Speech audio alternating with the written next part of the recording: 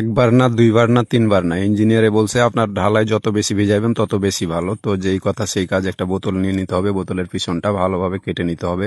তারপর ক্যাপটা আছে, ক্যাপটাকে হালকা করে তার কাটা দিয়ে ছিদ্র করে নিতে হবে। বেশি ছিদ্র করলে আবার বেশি পানি পড়বে, অল্প করে ছিদ্র করে ক্যাপটা লাগিয়ে দিয়ে বোতলটা পানি দিয়ে ভরে নিতে হবে। এই যে আমরা পানি দিয়ে ভরে নিচ্ছি। তো বোতলটা পানি দিয়ে ভরে নেওয়ার পর দেখতে হবে ছিদ্রটা কেমন হয়েছে, পানি পড়ছে কি পড়ে না। হালকা করে পানি পড়লেই হবে, যে দেখছেন হালকা করে পানি পড়ছে, খুব বেশি পানি পড়লে আবার তাড়াতাড়ি শেষ হয়ে যাবে পানিটা।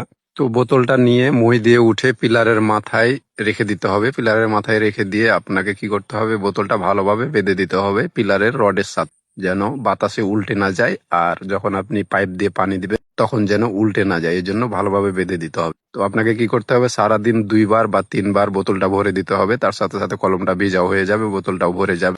এইভাবে প্রত্যেকটা কলমে আমরা একটি করে বোতল দিয়ে দিয়েছি, যেন সারাদিনে 2-3বার ভিজার পর বোতলটা ভরে দিলে সারাদিন যেন কলমটা ভেজা থাকে। ভিডিওটা ভালো লাগলে অবশ্যই ফলো দিয়ে শেয়ার করবেন।